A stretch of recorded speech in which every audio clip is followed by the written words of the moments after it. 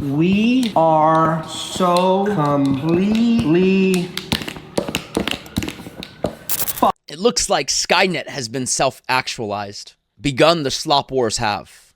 Let's see what Casey Neistat has to say about this. I'm not pointing a camera at anyone. Sora will grab B-roll while we drive. We're in traffic and you're supposed to be driving, not training an AI. It just makes video. I'm not pointing a camera at anyone. Sora will grab B-roll while we drive. Why not? It runs fine on my phone. Is that crazy? OpenAI, that is the ChatGPT people, they made a TikTok clone where every video is AI. Like booting Sora right now, are you? Why not? It runs. Introducing iPhone Micro, the most compact. You know that Sora has this feature where There's a secret. But the AI videos are all with real people. My analysis, we are so completely fucked. Step away from the trunk for me. What have you got in the bag? Stop! Drop the plaque! They're mine! Put them down right now! God damn, dude. Is it true that you can erase the watermark if you buy the premium version? They shouldn't allow that. So it looks and it feels like TikTok, but all of the content is pure AI. Dude, you know what this is lacking? The only thing that makes this lose to TikTok, there's only one thing. It's the fact that the algorithm doesn't have enough information yet to find each individual user's preference. That's the only thing that separates this from being better than TikTok. That's it. A $100+ billion company has been overshadowed overnight. And all it takes is a little bit more data sets to train the machine. Slop. This is slop. And this is AI slop. I have a thought, which is not very popular, but it's probably because of the space I'm in. I've heard a lot of people who are very smart or artistic say that like AI will never be able to replicate humans and our creations. I don't believe that at all. I'm never going to disagree with someone giving their point because I want to hear their point. But like, I don't believe that at all, right? If you have infinite monkeys clackering on typewriters, how could they not eventually come up with Shakespeare? The only thing you need is a human to curate whether it's good or not. Just an endless dribble of computer-generated nonsense that no one cares about. But here's what makes the slop different and maybe more terrifying on the Sora app. When you first log into the app, you scan your face in like you do on an iPhone for Face ID. Then you can actually put yourself in the slop. Casey as a 1970s F1 driver winning a race. you did it! Can't believe it. We actually pulled it off. Winner of the Grand Prix, everyone! But wait, Oh my God. Ray's already gonna fucking make a version of me with Octavia Red as one of the fucking ring girls. there's more. I can tag my friends in my slop, and I can make slop of my friends or my friends and me or whoever. Casey chooses Colin in the bachelor dating game. From the first day we met, I knew there was something different about you. Tonight, after everything we've shared, my heart's telling me where it belongs. I want you in my life. Will you accept this rose? Are you serious? From the first day we met, I knew there was something different about you in the bachelor. After everything I we've love shared, this. My heart's telling me where it belongs. I want you in my life. Will you accept this rose? How much time are you guys spending on the Sora app? Too much. Too much. Too much. Way too much. It's all I want to do. And you don't think that like the AI slopness of it's gonna get boring? No, I think because this it'll only get gets better.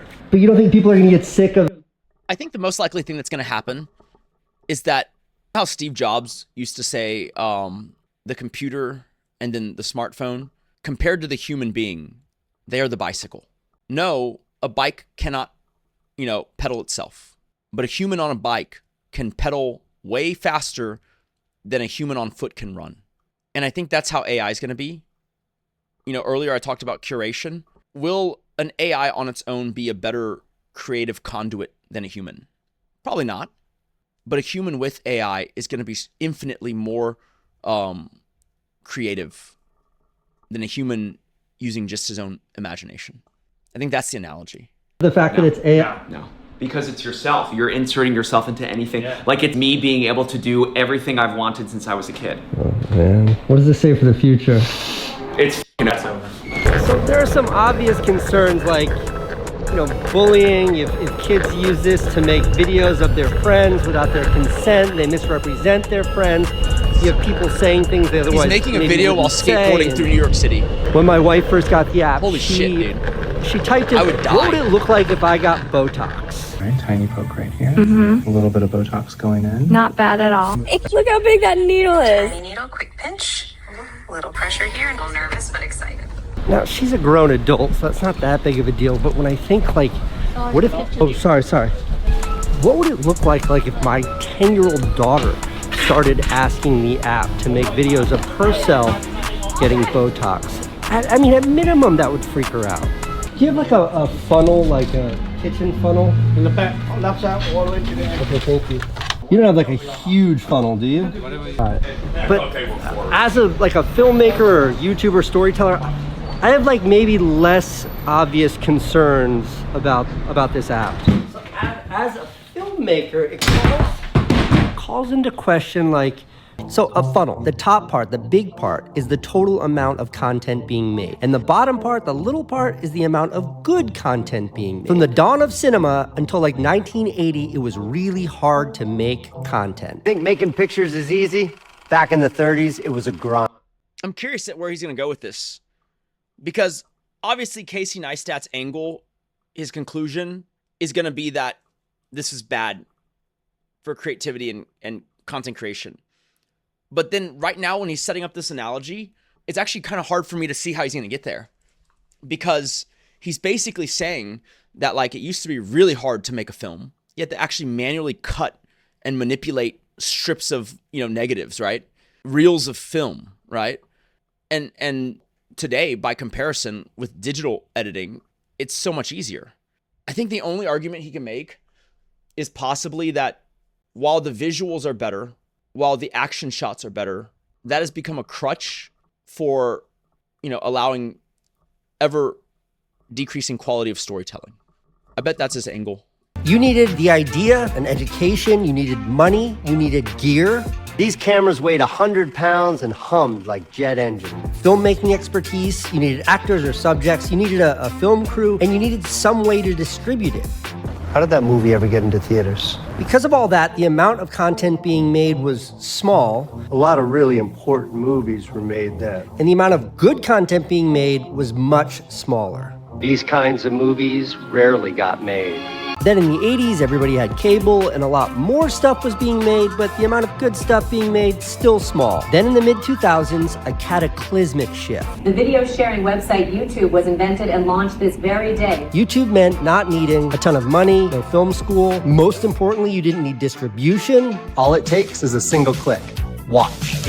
I feel like a lot of y'all grew up in a time when distribution of content was never an issue. Like the way the old movie studios, like the business model worked was incredibly powerful, right? In fact, it was so powerful that there was laws passed that said movie studios could not own movie theaters. Because if movie studios could own movie theaters, then movie theaters could basically embargo/boycott other studios' films. Because the only way people saw the films was through the theaters. It was like owning everyone's television set. You could then dictate what channels were played and were not played, right? That used to be how content distribution worked. So studios were not allowed to own theaters. Today, it doesn't fucking matter, right? Owning a theater means nothing. It's terrible economics. It's a terrible business, right? But what he's saying is that YouTube was basically the first one that just democratized anyone can get distribution based on how well other people responded to your video. That is truly game-changing. It truly democratized content being able to proliferate based on preference rather than, essentially movie past terrible ideas. No crew, no expertise. You only needed an idea, something to record it on, and usually some people to help. Ow! Charlie, that really hurt! Then you throw TikTok in and you barely need anything to create. The top of the funnel got huge. Interesting. But the quality of the content... This is interesting. So he's making the funnel grow bigger and bigger. Removing these I don't disagree yet friction points from filmmaking or content creation, it makes self-expression available to everyone. And I love that. But what happens when you remove the entire process? What happens when all you have to do is type a couple words in from your bed in a dark room and click a button and it gives you a piece of video and then you share it and then you do that 1,000 times a day? If all you have to do today is type those words into an app and click a button and it gives you a TikTok. Fuck. Steven Jr. keeps clicking. Expertise, your Little dick. removing these friction points from filmmaking or content creation, it makes self-expression available to everyone. And I love that. But yes. What happens when you remove the entire process? What happens when all you have to do is like type a couple words in from your bed in a dark room and click a button and it gives you a piece of video and then you share it and then you do that 1,000 times a day? If all you have to do today is type those words into an app and click a button and it gives you a TikTok video then like YouTube can't be far behind where you just type in the YouTube video you want to see, you push the button and boom. Okay, quit your job for 100 grand. Last person off the island keeps it. Buy every seat on a plane, give away. Post, come on, post. Good. Next one, build the biggest vending machine that gives away cars and... How many years away from Netflix? You just type in like Jason Bourne moon landing and go. Generating. That's wild. What is the long term here? What does it look like when the funnel is so big? Look over the funnel. Look at this thing. It looks like somebody dropped a giant stainless steel funnel. I can't see. Slop all over us. There's so much just slop. And what does the bottom of the funnel become? There's gold getting lost in slop. Am I overthinking all this, or are we starting to turn a corner where... Thank you to the Academy. Thank you so much. I also want to thank Slop. I love you, Slop. Where slop starts to overwhelm or displace actual creativity. Behind me, you can probably see the banner. Mission accomplished. Under that, it says that slop has emerged victorious over creativity, which I guess is what we were aiming for. I hold the screen right in my hand. The moving picture stole your band. 1,000 pixels took your place. God damn. I kind of disagree. Maybe the second order effect way down the line is worse, but I feel like right now it'll get better because people like Casey Neistat, they still have the skills to tell a great story, and now they can enhance it so easily. I feel like this is that edge that people say that real creators will have, but it only is present to them if they embrace the slop, right? Because someone who has the skill set to tell a great story is going to be better with this. And sure, over time, it might result in people not learning how to tell a great story. But for our lifetimes, we're going to probably get some fucking fantastic pieces of content until Skynet takes over.